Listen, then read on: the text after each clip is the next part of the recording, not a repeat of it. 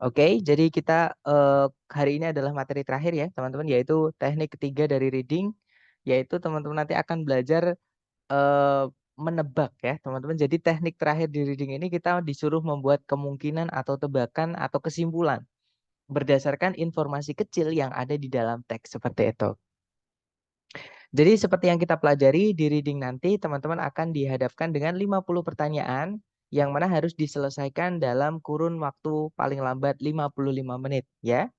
Nah, kalau umumnya teman-teman itu biasanya mengerjakan kalau dibaca teksnya dulu ya, tapi kalau sekarang jangan teman-teman ya. Jadi jangan pakai cara ini karena akan menghabiskan banyak sekali waktu seperti itu. Jadi daripada membaca teksnya dulu, teman-teman baca soalnya dulu, nanti teman-teman akan tahu teknik apa yang teman-teman harus lakukan untuk menjawab soal tersebut ya. Karena ada 3 teknik setelah teman-teman mengenali jenis soalnya. Jadi beberapa soal itu teman-teman kerjakan dengan cara cukup memahami kalimat pertama di setiap paragraf saja atau namanya topik sentence ya teman-teman. Nah untuk jenis-jenis soal yang cara mengerjakannya teman-teman cukup membaca topik sentence itu adalah yang menanyakan garis besar mengenai teks atau mengenai gagasan gitu ya. Nah untuk maksud soal mengenai garis besar mengenai teks ada 3 jenis soal. Yang pertama ada main idea atau gagasan utama, idea organization atau pengembangan ide. Jadi bagaimana si penulis mengembangkan idenya atau tone, purpose sama course. Ya. Kemudian teknik kedua itu kita harus melakukan scan dan skim atau mencari di mana lokasi yang ditanyakan itu ada di dalam teks. Oke, jadi dicari dulu. Nah, scan dan skim ini kita pakai untuk menjawab soal reading yang menanyakan informasi kecil, teman-teman, atau detail ya, yang ada di dalam teks. Bisa di awal, bisa di tengah, ataupun di akhir, seperti itu.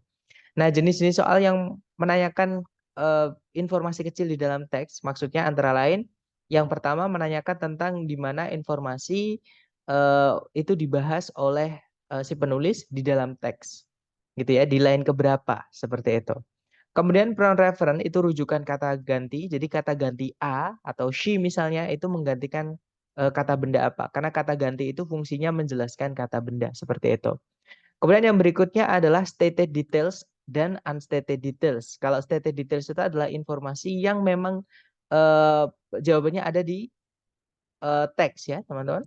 Nah, kalau unstated detail itu kebalikannya. Teman-teman disuruh mencari di pilihan A, B, C, D yang mana yang nggak ada di dalam teks atau yang salah mengenai kata kunci yang ditanyakan. Seperti itu. Dan yang terakhir soal mengenai vocabulary. Nah, sekarang kita akan lanjut ke jenis teknik yang ketiga, yaitu making an inference atau membuat suatu kesimpulan atau kemungkinan atau tebakan gitu ya, berdasarkan informasi yang ada di dalam teks seperti itu. Nah, untuk jenis soal pertama yang cara mengerjakannya teman-teman membaca dulu, maksud saya menarik kesimpulan berdasarkan informasi yang ada di dalam teks adalah inference itu sendiri dan juga transisi, teman-teman. Nah, kita bahas ya, teman-teman. Jadi inference itu adalah kemungkinan atau kesimpulan berdasarkan informasi yang ada di dalam teks. Jadi teman-teman diminta untuk menyimpulkan. Jadi jawabannya itu bukan tersurat ya, tapi tersirat, teman-teman. Seperti itu. Nah, untuk contoh soalnya kurang lebih seperti ini untuk yang inference. Oke. Nanti biasanya di dalam soalnya itu ada kata probably, teman-teman. Artinya mungkin ya. Contohnya adalah which of the following is probably not a Hawaiian word. Kalau diartikan, yang manakah di antara berikut ini yang mungkin bukanlah kata dalam bahasa Hawaii? Nah, si pembuat soal itu bilang mungkin, teman-teman. Artinya, A, B, C, D nanti jawabannya itu hanyalah sebuah kemungkinan. Karena kalau teman-teman cek, A, B, C, D itu nggak ada di dalam teks ya. Mahalo, Mahi-Mahi, Meklea, sama Moana itu nggak ada di dalam teks. Teman-teman boleh cek. Ya, nah inilah jenis soal inference. Nah, terus cara mengerjakannya gimana? Teman-teman cari kata kunci di soal dulu. Itu tadi menanyakan yang mana yang bukan kata dalam bahasa Hawaii. Nah, kata kunci teman-teman bahasa Hawaii ya. Yang mana itu dibahas di paragraf 1, teman-teman. Nah, kita bahas paragrafnya. Di situ berbunyi bahasa Hawaii merupakan bahasa yang merdu, di mana semua kata itu dibuat dari susunan A, B, C, D yang hanya terdiri dari 12 huruf saja. 5 huruf vokal yaitu A, I, U, E, O, dan 7 huruf konsonan yaitu H, K, L, M, N, P, W. Oke. Kemudian setiap suku kata di bahasa tersebut itu berakhiran dengan huruf vokal. Dan dua konsonan tidak pernah gandeng, teman-teman. Ya. Nah, kita cek ABCD yang mana yang tidak mengikuti aturan ini. Karena yang ditanyakan tadi adalah yang bukan kata dalam bahasa Hawaii. Berarti kan yang tidak mengikuti aturan ini. Jadi sebenarnya itu eh, apa namanya? Pertanyaannya itu dirubah, teman-teman. Harusnya yang manakah di antara berikut ini yang tidak mengikuti aturan bahasa Hawaii gitu ya. Nah, tapi di sini diganti yang mungkin bukan kata dalam bahasa Hawaii. Artinya sama tapi ya. Nah, kita cek ABCD. Yang alfa di situ mahalo. Itu ada 3 suku kata, teman-teman, atau 3 syllables. Suku kata pertama ma, suku kata kedua ha, dan suku kata ketiga adalah lo. Yang mana setiap suku kata berakhiran dengan huruf vokal, yaitu a, o. Kemudian huruf konsonan tidak gandeng ya. M, H, sama L-nya itu nggak gandeng, teman-teman. Dipisah dia. Nah, berarti mahalo itu mengikuti aturan kata dalam bahasa Hawaii. Berarti bukan yang alfa yang jadi jawabannya ya, teman-teman. Karena yang ditanyakan adalah yang not. Seperti itu. Nah, kalau yang bravo, mahi-mahi. 4 suku kata, yaitu ma, kemudian hi, ma, kemudian hi. Nah, setiap suku kata berakhiran dengan huruf vokal, teman-teman, yaitu a, i. Ya, kemudian 2 konsonan tidak gandeng, M sama H-nya itu tidak gandeng. Nah, berarti yang bravo ini juga mengikuti aturan kata dalam bahasa Hawaii. Ya, teman-teman. Nah, jawabannya adalah yang Charlie. Di situ ada kata meklea. Ada huruf K dan huruf L yang gandeng. Padahal tadi dikasih tahu yang di garis bawah itu ya, teman-teman. 2 huruf konsonan itu H, K, L, M, N, P, W kalau dalam bahasa Hawaii ya. Itu nggak boleh gandeng. Nah, tapi yang Charlie itu gandeng. Berarti dia tidak mengikuti aturan bahasa Hawaii. Nah, karena tidak mengikuti aturan bahasa Hawaii, jadi kemungkinan besar dia bukan kata dalam bahasa Hawaii. Jadi jawabannya Charlie. Seperti itu, teman-teman. Oke, jadi tersirat bukan tersurat ya. Nah, kemudian jenis soal kedua yang cara mengerjakannya teman-teman harus membuat kemungkinan juga itu adalah soal transisi.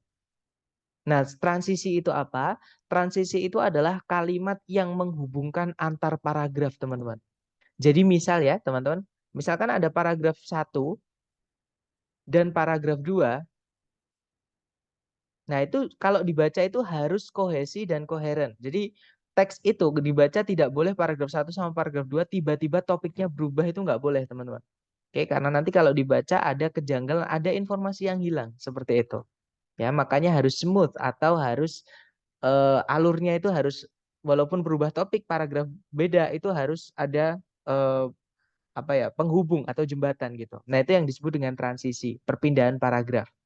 Nah, letaknya kalimat transisi itu adalah di kalimat yang paling dekat dengan yang dihubungkan. Misal teman-teman, paragraf 1 dan paragraf 2 itu transisinya terletak di antara 2 kalimat ini. Yaitu di kalimat terakhir paragraf 1 atau di kalimat pertama paragraf 2.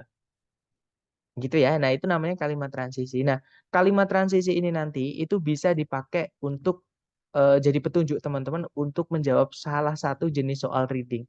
Yaitu teman-teman disuruh nebak. Oke, jadi kalau misalkan ada teks sebelumnya itu mau dikasihkan Pak mau dimasukkan paragraf lagi, itu paragraf ini membahas tentang apa? Nah, kalau yang ditanyakan sebelumnya, teman-teman baca kalimat pertama. Oke. Nah, kalau ada juga pertanyaan yang menanyakan paragraf setelahnya, teman-teman. Jadi, setelahnya teks itu kalau kita masukkan paragraf intinya tentang apa isinya. Nah, nanti teman-teman baca kalimat terakhir. Jadi yang paling dekat. Gitu ya. Nah, atau contoh soalnya kurang lebih seperti ini, teman-teman. Di situ soalnya berbunyi, paragraf yang mendahului teks ini kemungkinan besar membahas. Nah, karena yang ditanyakan adalah yang mendahului teks ini, ya berarti paragrafnya sebelum teks ini, teman-teman. Jadi misalnya di sebelumnya teks ini tuh kita masukkan paragraf. Nah, paragraf ini membahas tentang apa? Seperti itu. Nah, kita baca kalimat transisinya yang letaknya ada di kalimat pertama. Oke. Nah, kalimat pertama berbunyi, mitos mengenai lautan yang lain itu membahas Davy Jones. Nah, tiba-tiba ada kata yang lain, mitos mengenai lautan yang lain itu membahas Davy Jones. Nah, berarti sebelumnya ini tadi juga ada mitos mengenai lautan ya, teman-teman, tapi bukan tentang Davy Jones. Karena Davy Jones ini yang lain, daripada paragraf sebelumnya atau yang berbeda gitu ya daripada paragraf sebelumnya. Nah, kita cek ABCD yang menyatakan mitos yang lain mengenai lautan. Oke. Yang alfa di situ masa muda dari Davy Jones. Nah, nggak mungkin paragraf sebelumnya membahas masa mudanya Davy Jones. Karena Davy Jones aja baru diperkenalkan di sini, teman-teman. Nggak mungkin sebelumnya udah dibahas kalau dia baru dikenalin di sini. Ya, jadi nanti mundur alurnya. Dibaca nanti nggak enak, ada yang hilang gitu. Alpha bukan, Bravo juga sama. Tiba-tiba ada nama Davy Jones sebelumnya paragraf ini kan nggak bisa teman-teman, karena dia baru dikenalkan di paragraf ini, itu ya. Nah berarti jawabannya yang tepat adalah yang Charlie di situ berbunyi a different traditional story from the sea. Jadi cerita yang berbeda dari lautan, seperti itu. Nah, mungkin ada pertanyaan dulu dari teman-teman mengenai dua jenis soal reading yang cara mengerjakannya. Teman-teman harus menarik suatu kesimpulan atau ya kesimpulan gitu ya dari dalam teks. Silahkan kalau ada pertanyaan.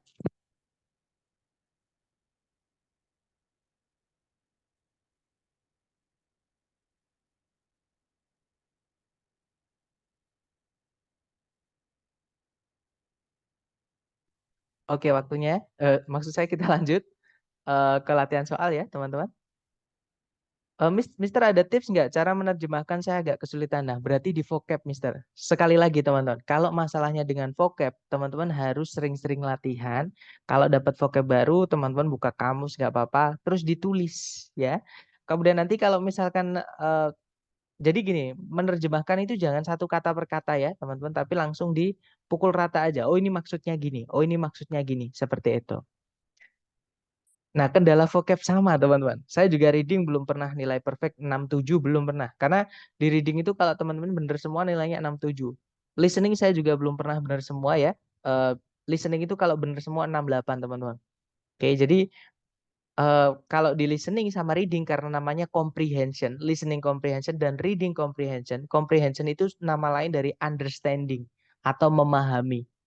Nah, untuk memahami, teman-teman itu bisa eh, dengan apa namanya penguasaan vocab teman-teman. Nah, gimana cara menguatkan vocab itu sering-sering latihan seperti itu. Ada bang soal TOEFL nggak, Mister? Kalau structure saya punya banyak, teman-teman. Kalau reading cuma sedikit, tapi nanti kalau teman-teman butuh silahkan japri saya. Atau kalau teman-teman nanti pengen ngambil tes yang asli ITS, nanti ya kita bahas di akhir. Karena tadi di kelas sore saya juga sudah membahas program tambahan atau lanjutan ya, kalau teman-teman nanti mau belajar atau melihat asli soal yang asli dari ITS seperti itu. Nah, jadi vocab itu teman-teman sering-sering latihan. Kalau dapat baru ditulis. Saya mohon teman-teman itu ditulis ya. Karena saya sudah ngalamin sendiri ketika saya apa ya bahasa Jawanya itu ngenteng nih teman-teman atau apa ya meremehkan gitu. Jadi kayak kita bilangnya alah cuman itu aja nanti pasti inget. Nah, tapi di TOEFL ini pasti teman-teman ketabrak lagi vocab lain, ketabrak vocab lain, pasti hilang yang tadi dientengkan tadi teman-teman. Seperti itu. Jadi tolong ditulis karena kalau lupa itu sifat asli kita. Nah, nanti kalau lupa ya udah tinggal buka catatan teman-teman. Seperti itu. Kalau ditanya pembahasan paragraf selanjutnya juga ada, Mister. Nah, yang paling sering justru itu. Seperti itu. Yang paling sering di TOEFL yang ITS itu malah eh, tapi enggak soal ini jarang banget ya, teman-teman. Saya selama ini baru nemukan satu gitu. Jadi baru ketemu satu tapi 2024 ini. Sebelumnya nggak pernah keluarnya di tahun 2024 ini. Jadi kita disuruh menebak paragraf setelahnya teks apa. Seperti itu. Dan saya punya soalnya, teman-teman. Jadi sama aja caranya teman-teman nanti pasti ketemu kok. Teman-teman ketika nemu kok loh kok ini ada eh, pembahasan baru yang diangkat. Oh, berarti itu nanti akan dikembangkan. Seperti itu. Kalau di paragraf terakhir. Maksudnya kalau di setelahnya ini dikasih paragraf seperti itu. Atau kita kelatihan nanti ada kok teman-teman. Dalam sebuah klausa bahasa Inggris menerjemahkan dari depan ke belakang ya. Kalau klausa dari depan ke belakang, sentence dari depan ke belakang, yang dibalik itu noun phrase teman-teman. Frasa benda, yaitu ketika kata sifat ketemu sama kata benda. Contohnya gadis yang cantik. Nah, kalau dalam bahasa Indonesia itu gadis dulu baru cantik. Kalau bahasa Inggris bukan girl beautiful, tapi beautiful girl. Dibalik, teman-teman. Materi kita hari ke-6 ya, tentang adjective. Oke, silahkan ke latihan teman-teman. Waktunya 1 menit, jangan takut salah. Dimulai dari sekarang, silahkan.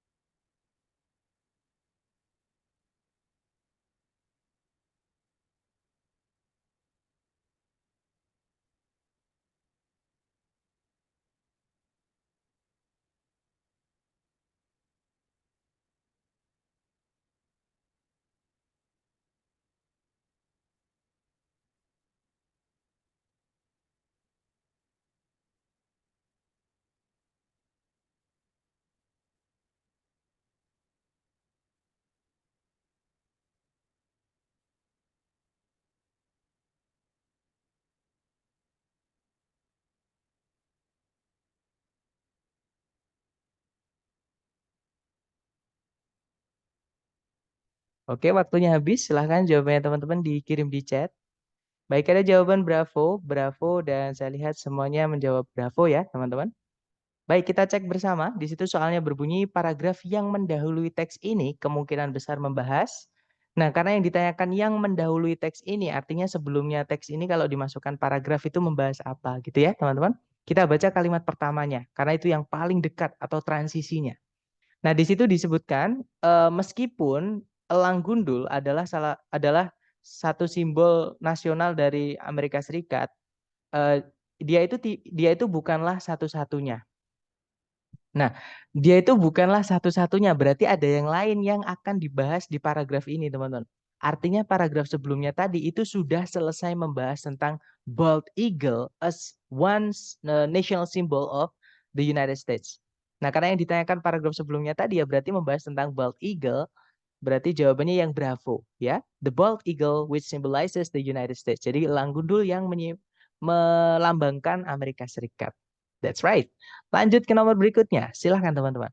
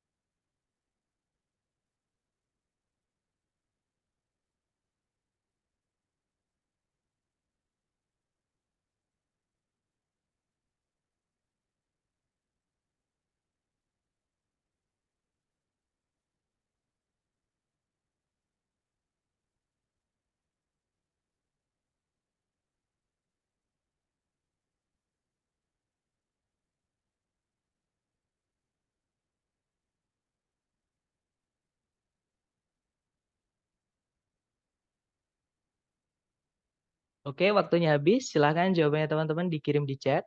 Silahkan teman-teman. Baik, ada jawaban alfa, alfa. Baik, semuanya menjawab alfa ya. Mari kita cek. Di situ soalnya berbunyi nama dari komposisinya. Nah, ini yang dibalik teman-teman. Ini yang disebut dengan noun clause. Jadi ada kata sifat kepemilikan ya. Kemudian diikuti eh, deskriptif yang dihiasi sama superlatif itu miliknya adverb ya. Memang adverb bisa menjelaskan kata kata sifat. Nah, kata bendanya di composition. Nah, ini kalau ngartikan dari belakang, teman-teman. Jadi, nama dari komposisinya Scott Joplin yang paling terkenal mungkin datang dari.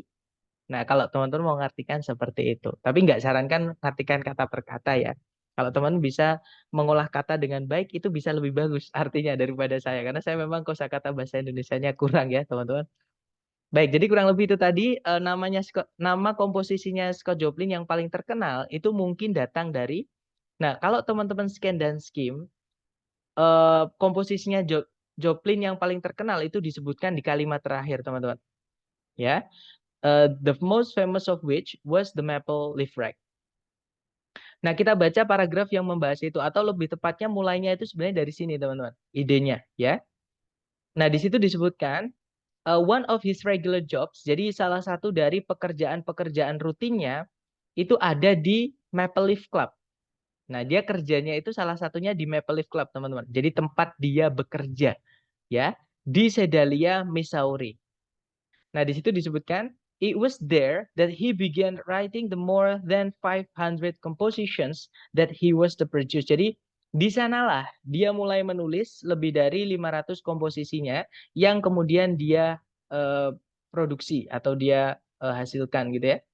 Nah, kemudian yang mana yang paling terkenal itu adalah Maple Leaf Rag. Oke. Nah, ada kesamaan nama di situ ya, yaitu Maple Leaf Club tempat dia bekerja sama Maple Leaf Rag.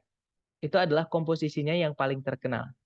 Nah, jadi mungkin karena ada petunjuk yang paling terdekat itu di situ, teman-teman. Jadi mungkin si Scott Joplin itu mendapatkan inspirasi untuk menamai komposisinya itu dari mana dia kerja atau dari di mana dia kerja, dari nama tempat di mana dia kerja. Ya, nah berarti jawaban yang paling tepat itu adalah ya yang sebentar, ya yang Bravo ya teman-teman, yaitu sorry sorry teman-teman, bukan yang Bravo teman-teman. Yang Bravo itu the maple tree, itu pohon. Sedangkan di sini adalah Maple Leaf Club. Maksudnya Maple Leaf Club itu klub, teman-teman. Nah, di situ tuh dijelaskan kalau dia itu bermain piano di bar-bar. Bar itu adalah klub malam ya, kayak tempat-tempat orang mabuk seperti itu. Oke, atau kayak diskotik semacam seperti itu, teman-teman.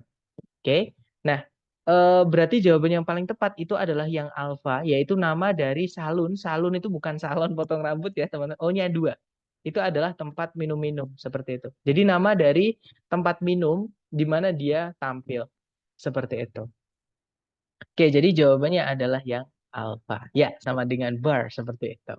Oke, nah itu boleh teman-teman tulis seperti itu karena nanti siapa tahu itu keluar ketika teman-teman tes. Seperti itu. Oke, lanjut ya ke nomor berikutnya, ke nomor 3. Silahkan 1 menit dimulai dari sekarang. Silahkan teman-teman.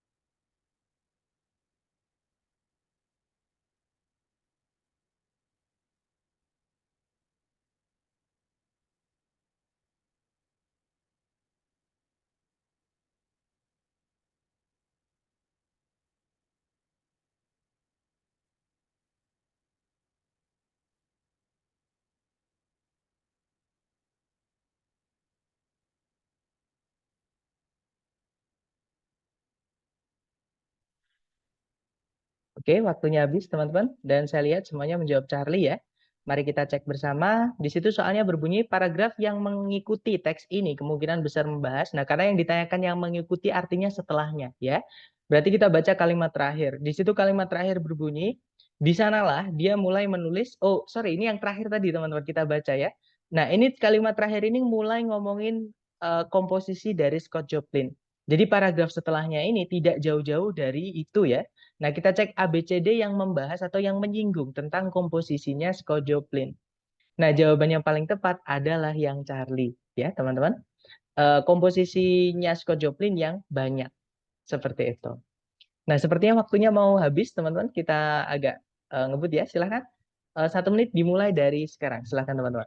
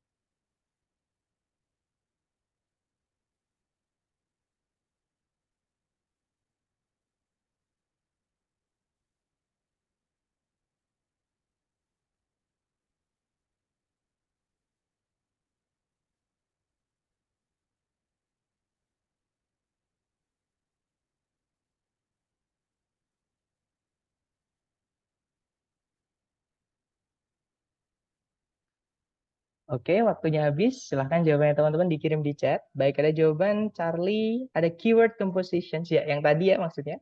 Baik, ada jawaban Charlie dan saya lihat semuanya menjawab Charlie. Kita cek teman-teman. Di situ soalnya berbunyi, apa yang bisa ditarik kesimpulan dari teks tentang jumlah dari batu bara yang sedang dibuat, maksudnya oleh bumi ya, di zaman modern ini dibandingkan dengan jutaan tahun yang lalu. Nah, itu kalau teman-teman scan dan skim itu terletak di paragraf terakhir. Nah, paragraf terakhir itu membahas tentang perbandingan jumlah dari batu bara yang sekarang dan dulu gitu ya. Di situ disebutkan cadangan-cadangan yang banyak atau yang besar gitu ya dari batu bara dan minyak bumi itu sebenarnya masih ada di bawah tanah. Tapi biaya, maksudnya biaya di sini dalam hal dolar dan eh, dampak lingkungan ya, teman-teman. Jadi biayanya itu semakin naik atau semakin tinggi, entah itu dalam hal dolar atau risiko lingkungan gitu ya. Kemudian cadangan-cadangan yang mudah diakses itu sudah dieksploitasi dan yang baru itu akan sangat sulit untuk ditemukan dan untuk dikerjakan. Nah, berarti dari sini kita tahu, teman-teman, dulu itu mudah ya, sekarang kok sulit. Berarti jumlahnya sudah berkurang. Karena kalau jumlahnya sama atau jumlahnya makin banyak misalnya, nah itu harusnya malah lebih gampang lagi untuk dicari atau diproses seperti itu. Nah, berarti jawaban yang tepat adalah Charlie ya, teman-teman. It is less atau jumlahnya berkurang. Ya, that's right. Lanjut ke nomor berikutnya. Silahkan, teman-teman.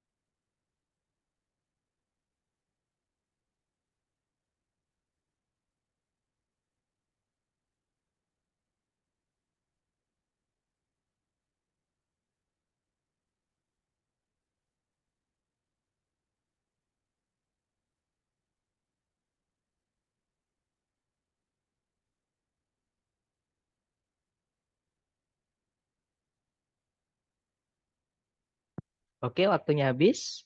Dan ada jawaban Charlie, Charlie Bravo. Ya, antara Charlie atau Bravo ya. Kita cek, teman-teman. Di situ soalnya berbunyi, jadi bisa ditarik kesimpulan dari teks bahwa slip itu dipakai oleh para pembuat gerabah untuk, nah, slip itu di situ dijelaskan munculnya di kalimat ini ya, kita baca dari sini teman-teman. Jadi setelah lapisan luar itu ditambahkan, tanah liat tersebut itu dicampur atau diaduk gitu ya. Kemudian campuran tersebut itu haruslah siap gitu ya, sebelum akhirnya sebuah pot itu dengan hati-hati dibentuk. Nah, kemudian diwarnai atau dicat gitu ya dengan sebuah tanah liat cair yang dinamai slip sebelum proses pengapian. Nah, berarti slip itu adalah tanah liat berwarna untuk mewarnai ya, teman-teman. Kita cek. Berarti jawaban yang paling tepat adalah yang Charlie, teman-teman. Prepare the surface of the pottery before it is fired. Jadi mempersiapkan permukaan, maksudnya mempersiapkan permukaan tadi mewarnai ya. Jadi diwarnai sebelum eh, gerabahnya itu dipanaskan atau melalui proses pengapian gitu ya. Nah, kalau yang Bravo membentuk tanah liat menjadi bentuk yang diinginkan. Nah, itu bukan pakai slip, teman-teman. Karena slip itu dipakainya untuk mengecat tadi ya yang sudah dibentuk tadi, seperti itu. Nah, itu tadi adalah materi tentang jenis soal apa aja yang cara mengerjakannya teman-teman harus menarik kesimpulan berdasarkan informasi yang ada di dalam teks gitu ya, teman-teman. Informasi kecil yang ada di dalam teks seperti itu. Oh ya, teman-teman, untuk sesi pertanyaan saya buatkan link lagi ya, karena eh, kebetulan ini tadi hari terakhir dan Zoom saya tadi habis, saya lupa untuk memperpanjang seperti itu. Jadi saya tutup dulu, nanti saya share lagi di grup kalau teman-teman misalkan mau informasi tentang apa namanya yang saya sampaikan tadi ya, kelas tambahan dan lain-lain, dan soal-soal ITS. Sebentar, sambil saya absen bentar teman-teman. Nanti silakan teman-teman gabung di Zoom yang setelah ini saya kirimkan. Tapi kalau misalkan teman-teman merasa eh, apa, misalkan nggak perlu hadir, nggak apa-apa, teman-teman boleh istirahat, gitu ya. Jadi nggak wajib untuk yang setelah ini. Jadi saya tutup dulu. Thank you so much for today, guys. I'll see you again next time. The last I say, Assalamualaikum warahmatullahi wabarakatuh. See you, guys.